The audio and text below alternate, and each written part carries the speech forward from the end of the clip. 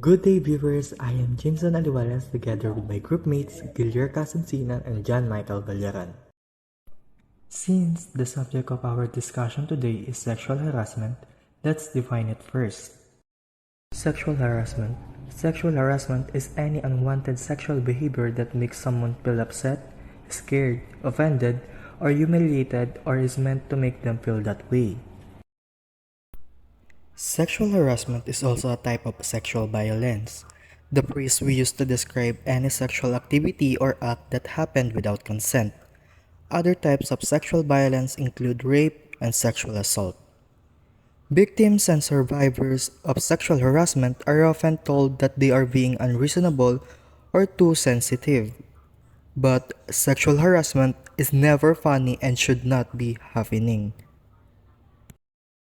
So there are four types of sexual harassment, which is the verbal, physical, visual, and non-verbal. So the first one is the verbal. So verbal abuse is a type of psychological and mental abuse that involves the use of oral, gestured, and written language directed to a victim. It can include the act of harassing, labeling, insulting, scolding, rebuking, or excessive yelling towards an individual. So the second one is the physical. Physical harassment is an act where someone inappropriately touches you against your will. And also, in the workplace, it is also known as the workplace violence. Because physical harassment behavior intimidates, embarrasses, threatens, and makes the victim uncomfortable. So example of this is the unwanted or uninvited or inappropriate touching like patting, hugging, or other physical contact like for example, massaging a person without invitation or deliberately brushing up against them. Also, the example of this physical harassment is the punching, hitting, pushing, slapping, or beating another person. So the third one is the visual. Visual harassment is a situation where the individual exposes themselves to another person without the victim's consent and the act affects their work performance or attitude. So the fourth type and the last one is the nonverbal harassment. So when we say nonverbal harassment, it refers to instances of harassment wherein nonverbal communication is used as a medium of harassment.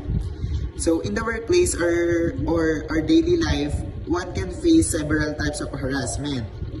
Our body language also include as the nonverbal harassment, and our action can lead to harassment. Some common examples of nonverbal harassment including staring or gawking, sending unsolicited pictures, and unwanted physical touch.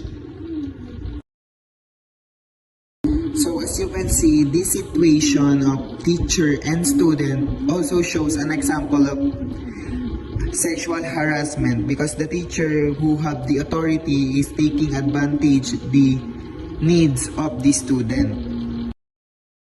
So according to the statistic, 22% of women and 18% of men in the Philippines have experienced violence and harassment at work, according to a study by the Lloyd's Register Foundation and Pollster Gallup.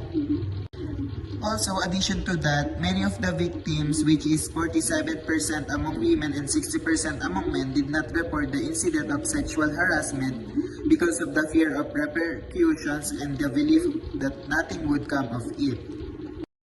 Lastly, according to the World Risk Poll 2021, more than half of men who experience violence and harassment suffered psychological harassment, while 47% of women respondents reported experiencing the same. The same study also found that 60% of Filipinos who have experienced workplace violence and harassment say this has happened 3 or more times.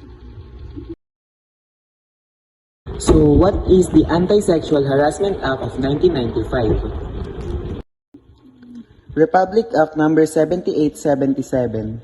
It is an act declaring sexual harassment unlawful in the employment, education, or training environment and for other purposes. Under Republic Act 7877, work, education, or training-related sexual harassment is committed by an employer, employee, manager, supervisor, agent of the employer, teacher, instructor, professor, coach, trainer, or any person who having authority, influence, or moral ascendancy over another in a work or training or education environment, demands, requests, or otherwise requires any sexual favor from the others. Also, any person who directs or induces another to commit any act of sexual harassment as herein defined, or who cooperates in the commission thereof by another without which it would not have been committed, shall also be held liable under this act. So basically, it is an act that prevents any unwanted behavior, physical or verbal, that makes a reasonable person feel uncomfortable, humiliated, or mentally distressed. So there are penalties for offenders of this Republic Act 7877, which any person who violates the provisions of the law shall be penalized by imprisonment of not less than 1 month nor more than 6 months, or a fine of not less than 10,000 pesos nor more than 20,000 pesos, or both such fine and imprisonment at the discretion of the court.